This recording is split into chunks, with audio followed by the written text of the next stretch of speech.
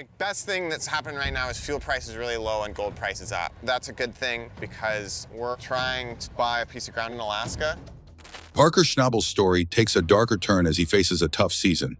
At just 29, he earned $16 million and became a famous miner and TV star. But behind the scenes, there may be more to his life than meets the eye. The clock on the season's definitely ticking. We're like 700 ounces behind where we were at this time last year. His simple lifestyle might be hiding a sad truth. Is Parker's refusal to settle down hiding bigger problems? Join us as we explore the real story of Parker Schnabel's life on Gold Rush, exposing the reasons behind his unsettled way of living. Beyond the miner's trail, Parker Schnabel has become a key figure on Gold Rush, sparking a lot of interest in his personal life. People often talk about his relationships and financial choices, wondering what he's really like beyond the life of a miner. This video aims to show that there's more to Parker than just trailers and mobile homes. As the camera pans over the stark, frozen landscape of the Klondike, a sudden phone call threatens to unearth secrets that Parker has guarded as closely as the gold beneath the icy soil. Yeah, I mean, I had it on order. I didn't think it'd show up this soon, but it's a pretty pleasant surprise. In 2018, rumors started circulating that Parker Schnabel, the star of the Discovery Channel's Gold Rush, had bought a luxurious mansion. These rumors spread widely, leading him to address them directly on social media. On Twitter, he humorously denied the claims, saying he didn't own any house and jokingly called himself homeless, showing off his well-known sarcastic sense of humor. Even though he denied the rumors, people remained curious about his possible lavish lifestyle. However, he has always been known for his simpler, more focused way of living. He prefers to spend his money on mining and saving rather than on extravagant purchases. This is reflected in his choice of living spaces, which are more about being practical for his mining work than about luxury. While he does own some property, it's mainly functional and related to his mining business, not for personal luxury. His public statements and lifestyle consistently show that he is more dedicated to his work as a miner than to flaunting wealth. But here's where it gets even more interesting. Despite his grounded lifestyle, the public's fascination with his possible wealth and how he chooses to live hasn't faded. It's a reminder of how people often assume success in one area leads to extravagant spending, even when that's not always the case. However, the question of where he really lives is still unanswered, perhaps intentionally. As a star of Gold Rush, he likely values his privacy. There's quite a bit missed. Whoever took the last strip in the back, I don't give a who it is, but it needs to get cleaned up. I don't know if guys are in a rush to go home or whatever, but if anybody wants to go home, they can go home. While it's known that he grew up in Haines, Alaska, he spends most of his time traveling between mining sites in Canada and the United States. His constant movement might explain why he hasn't settled in one specific place. Now, his net worth is estimated to be between $15 million and $20 million, giving him the freedom to live and work how he wants. But here's where things get really interesting. Despite his wealth, he has shown little interest in living a lavish lifestyle. Unlike other celebrities who flaunt their riches, he reinvests his money back into his business instead of spending on fancy items. He doesn't own luxurious cars, yachts, or high-end gadgets, and has said he's not interested in buying them. His simple approach to life even includes his views on home ownership. He has mentioned that he doesn't see the need for a permanent home since he hasn't decided where he wants to settle. As a result, he leads a mobile lifestyle, living in trailers and caravans while he figures out where he might eventually want to put down roots. In essence, his life isn't just about mining gold. It's also about his personal journey and growth. His choice to live modestly and stay away from material possessions says a lot about who he is. For now, he seems happy with the freedom his success has given him, allowing him to travel and work on his own terms, free from the usual ties of a permanent home. He is often seen working in the tough conditions of the Klondike region in Canada. While viewers are familiar with his work, many are curious about his life away from the cameras. People wonder where he lives, what he's like personally, and even about his love life and finances. The life of a miner, as shown on TV, only offers small glimpses, leaving much of his true character up to the imagination. This piece will explore more about his life, proving that there's more to him than just living in a trailer or caravan.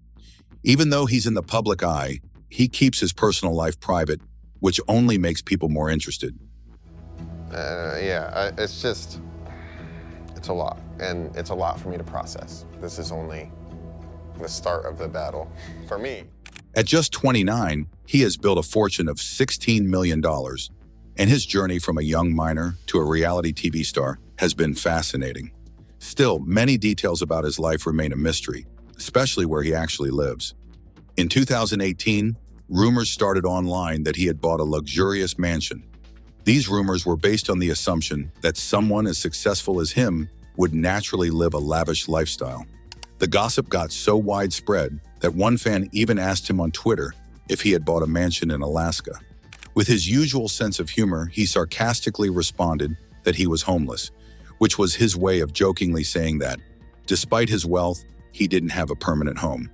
In a 2017 interview with Maxim, he denied owning a yacht or a mansion and joked that he only owned a big expensive sandbox, referring to his mining operations. The question of where he actually lives remains unclear, and it seems he prefers it that way. As a key figure on the gold rush, he likely values his privacy. He is originally from Haines, Alaska, but he spends much of his time moving between mining sites in Canada and the US. His constant travel and the fact that he grew up in a mining family might explain why he hasn't settled down in one place. He was greatly influenced by his grandfather, John Schnabel, who ran the family's mining business in Porcupine Creek, Alaska. He learned the basics of mining from his grandfather and, at just 16, took over the family business after his grandfather passed away at 2016. He even used his college fund to start his own mining venture, which was featured in the fourth season of Gold Rush. Today, his wealth is estimated to be between $15 and $20 million, giving him the freedom to live and work however he wants. As we turn the page, let's continue to explore the intriguing contrast between Parker's public persona and his private life. The unique life of Parker Schnabel. But despite having all this money, Parker Schnabel isn't interested in living a flashy lifestyle like many other celebrities. He puts most of his earnings back into his business, rather than spending it on luxury cars, yachts, or expensive gadgets. This careful approach even extends to his housing situation, as he hasn't shown any hurry to settle down in one place. He prefers to live in trailers and caravans, enjoying the flexibility to move around and explore new places. His life is as adventurous as his work in mining, choosing to live simply and without being tied down by material possessions. For now, he enjoys the freedom that his success allows, letting him travel and work wherever he chooses, free from the usual need to have a fixed home. Many people tune into Gold Rush to watch his mining adventures, but we rarely hear about the crucial roles played by his crew. These team members work hard behind the scenes to keep everything running smoothly. They handle important tasks like maintaining water flow and keeping the machinery in good condition, which is essential for the daily operations of the mining site. He has been open about how much he pays his crew, sharing details on places like Reddit. He mentions that new workers at his mine usually work around 75 hours a week and earn about $34 an hour. Those who drive the rock trucks, which is a tough and time-consuming job, can earn as much as $440,000 a year. He often points out that time is the most valuable resource in mining. Enough there to fund what we've put in to Mud Mountain. It's a gamble. It's the biggest gamble yet. Which is why his team works such long hours. For those just starting, the pay rate is $28 an hour. Considering the demanding nature of the job, where a 75-hour work week is the norm, overtime can add up to about $2,590 over a 25-week period. This means that new employees could make around $65,000 before bonuses, with a take-home pay of about $40,000. Despite the long hours, his crew typically works from 7 o'clock in the morning to 7 o'clock in the evening, with slight changes depending on the season. From March to October, the team is fully committed to mining, often working in freezing conditions. When winter comes, they take a 5-month break to rest and recharge.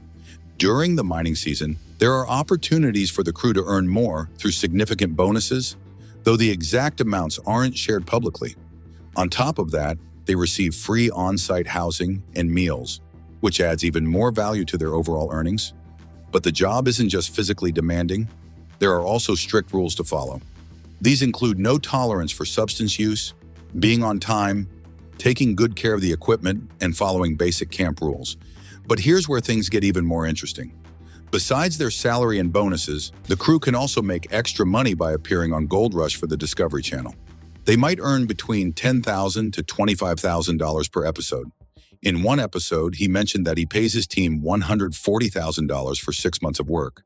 This might seem generous, but it's important to remember that this is just the base pay. Build a pretty effective sluice box out of not much, you know? I would bet we're gonna have like a 70% recovery rate. I think there's probably some coarser gold we're not catching. Performance-based bonuses can boost their earnings even more. And it's also possible that these figures are in Canadian dollars. In the end, joining his crew is more than just a job. It's an intense, challenging, and potentially rewarding experience.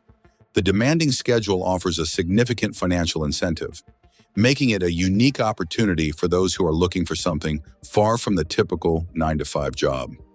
His love life has been pretty quiet lately. People have been talking a lot about his relationships, especially since one of his ex-girlfriends made a brief appearance on the TV show Gold Rush. This show is known for its exciting drama, so naturally fans are curious about who he might be dating now and if he has a new girlfriend. Back in 2016, during the 7th season of Gold Rush, he met Ashley Yule, a veterinary nurse from Australia. They quickly hit it off, and he invited her to Alaska for the summer to join him in his gold mining adventures. At first, everything seemed great. Ashley was a big help to his team, and her positive attitude made things easier for him. He really appreciated her support. They worked closely together, with Ashley helping out with the gold cleanup, but they struggled to find personal time together. Their relationship ended in 2017, and he has openly admitted that he was at fault for the breakup.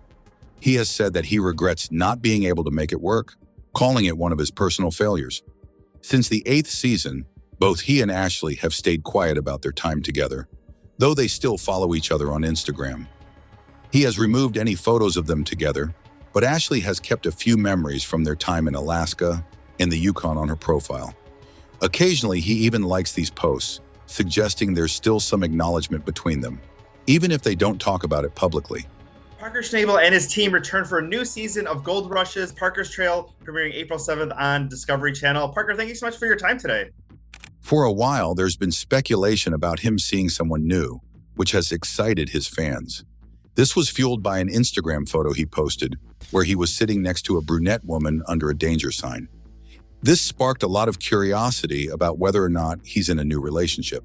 The woman in the photo, identified as Sheena Cull, is a senior researcher for National Geographic.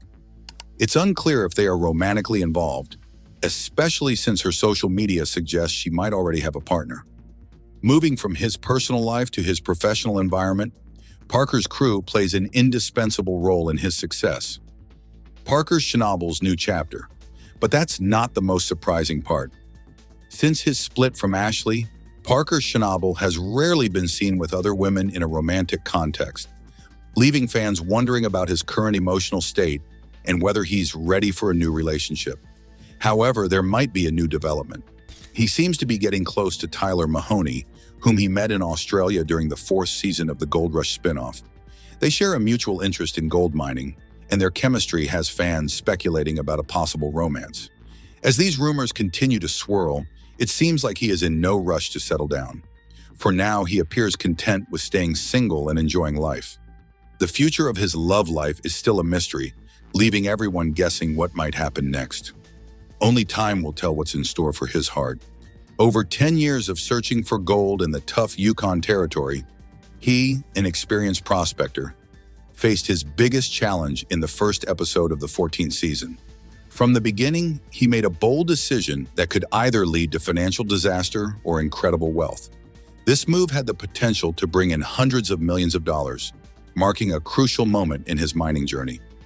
In the intense finale of the season premiere, the 29-year-old made a daring move by writing a $15 million check to buy Dominion Creek, a large area of untouched land believed to hold around 80,000 ounces of gold, which could be worth $160 million. However, the gold at Dominion Creek lies buried 40 feet deep, and uncovering it would require millions more in investment. His choice to invest $15 million in buying Dominion Creek, a piece of land in Canada's Yukon Territory, was driven by the hope of finding 80,000 ounces of gold, worth about $160 million. Yeah, that's really what we're looking for right now. Yeah. We still haven't decided on trauma. Like, I'm used to screen decks. Yeah, you see. This was one of the biggest risks he's taken in his 10-year mining career, showing how he shifted from safer ventures to ones with higher risks and potential rewards. This wasn't just a big financial step, but also a strategic change. He moved away from smaller, more secure operations to taking on bigger financial risks to chase larger rewards. The land he bought needed a lot of work, as the gold was buried 40 feet underground, meaning he had to spend even more money on digging it up, on top of the initial cost. His decision was full of both personal and professional risks. The size of this operation meant he had to keep a large team and many resources, showing his commitment to both his crew and the ongoing success of his business. Even with the financial dangers, he chose to keep his team together instead of cutting back, believing that his crew's stability was key to the way he ran his operation. But this wasn't the most challenging part. Throughout this venture, he has been open about the pressures and uncertainties involved, understanding that there could be both big profits or significant losses. He sees this investment in Dominion Creek as a long-term bet, with the real value and success expected to become clear over the next few years. He was determined not to let go of his team, even if it meant losing money. Shutting down his business entirely seemed like a better option than downsizing, given the demands of keeping the operation going. The business was no longer small or flexible. It required a lot of land and a large haul of gold to sustain its growth. Stay here a bit more.